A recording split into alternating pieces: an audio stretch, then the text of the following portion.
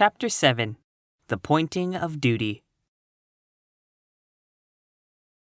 Anne leaned back in her chair one mild October evening and sighed.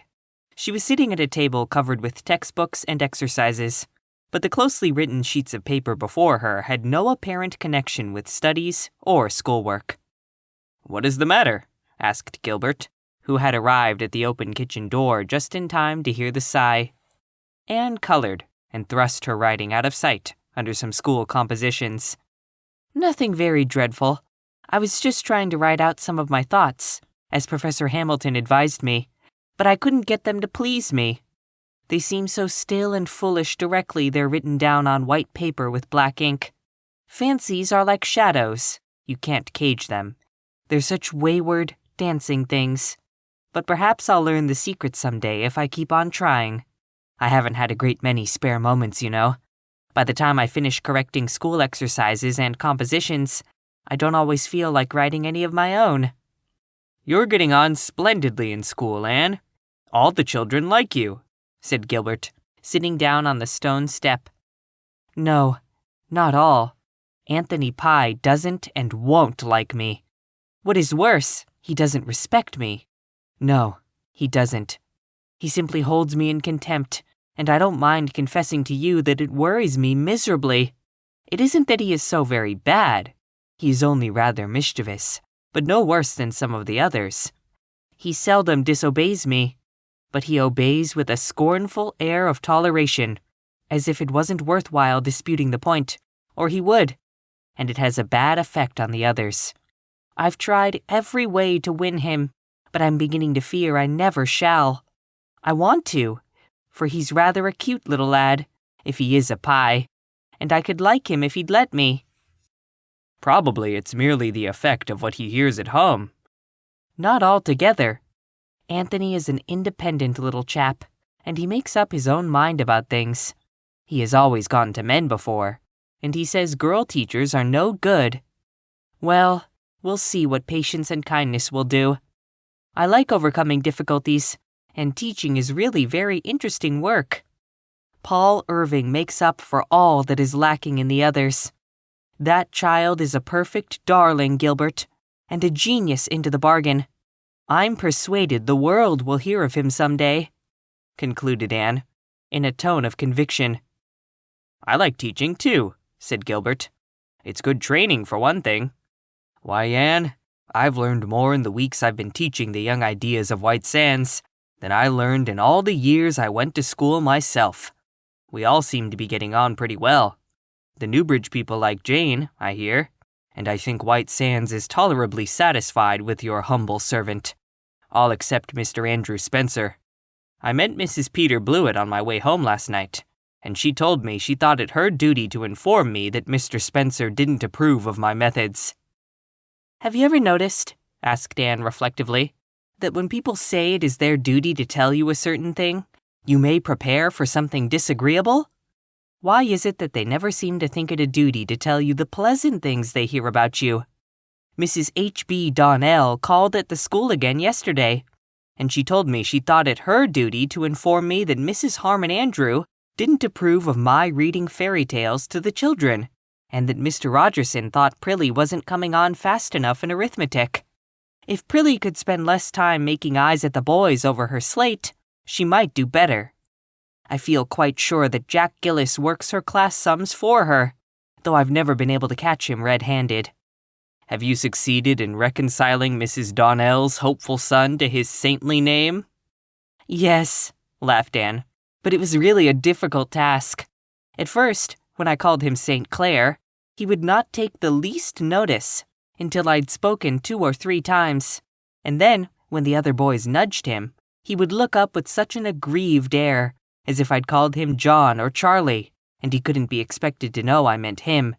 So I kept him in after school one night, and talked kindly to him. I told him his mother wished me to call him St. Clair, and I couldn't go against her wishes. He saw it when it was all explained out. He's really a very reasonable little fellow, and he said I could call him St. Clair, but that he'd lick the stuffing out of any of the boys that tried it.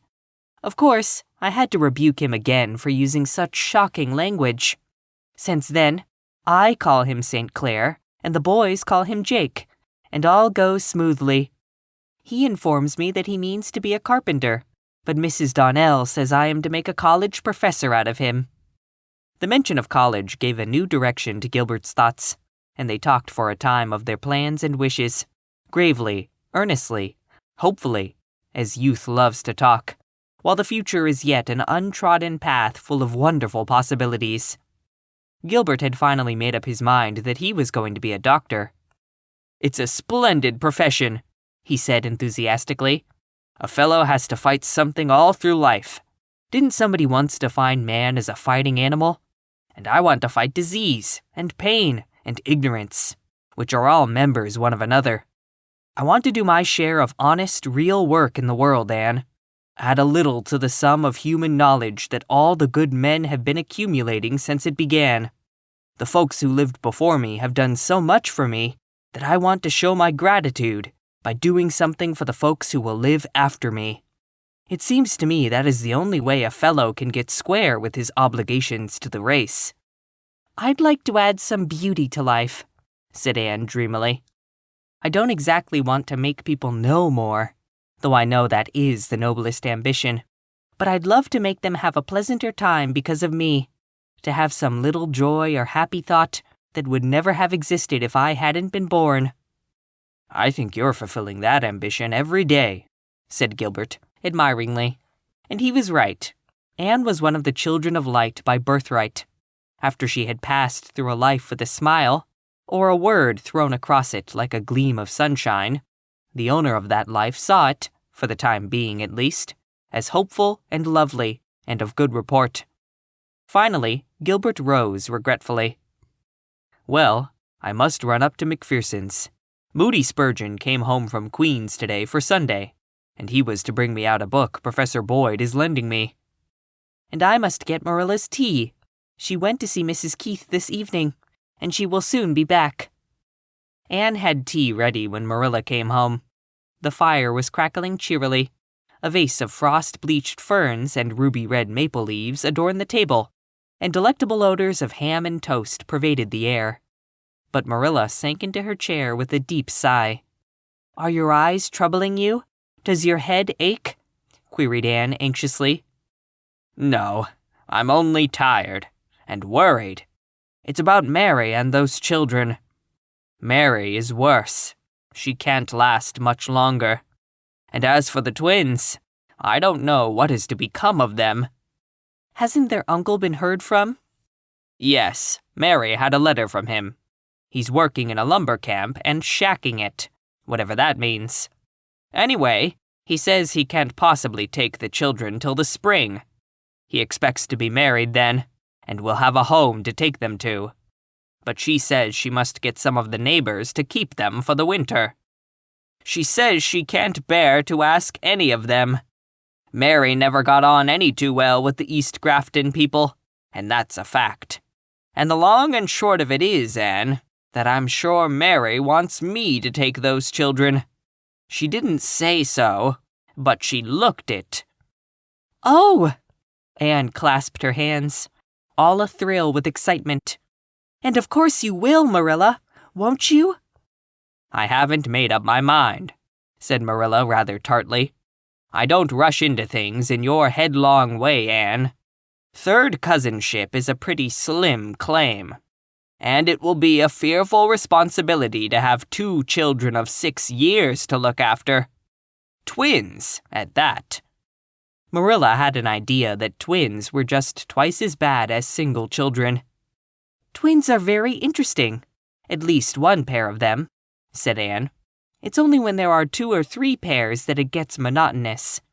And I think it would be real nice for you to have something to amuse you when I'm away in school." "I don't reckon there'd be much amusement in it. More worry and bother than anything else, I should say. It wouldn't be so risky if they were even as old as you were when I took you. I wouldn't mind Dora so much. She seems good and quiet. But that Davy is a limb." Anne was fond of children, and her heart yearned over the Keith twins. The remembrance of her own neglected childhood was very vivid with her still. She knew that Marilla's only vulnerable point was her stern devotion to what she believed to be her duty, and Anne skillfully marshaled her arguments along this line. If Davy is naughty, it's all the more reason why he should have good training, isn't it, Marilla? If we don't take them, we don't know who will, nor what kind of influences may surround them. Suppose Mrs. Keith's next-door neighbors, the Sprotts, were to take them. Mrs. Lynde says Henry Sprott is the most profane man that ever lived, and you can't believe a word his children say. Wouldn't it be dreadful to have the twins learn anything like that? Or suppose they went to the Wiggins. Mrs. Lynde says that Mr. Wiggins sells everything off the place that can be sold, and brings his family up on skim milk. You wouldn't like your relations to be starved, even if they were only third cousins. Would you? It seems to me, Marilla, that it is our duty to take them. I suppose it is, assented Marilla gloomily. I dare say. I'll tell Mary I'll take them. You needn't look so delighted, Anne. It will mean a good deal of extra work for you. I can't sew a stitch on account of my eyes, so you'll have to see to the making and mending of their clothes. And you don't like sewing. I hate it, said Anne calmly. But if you are willing to take those children from a sense of duty, surely I can do their sewing from a sense of duty. It does people good to have to do things they don't like. In moderation.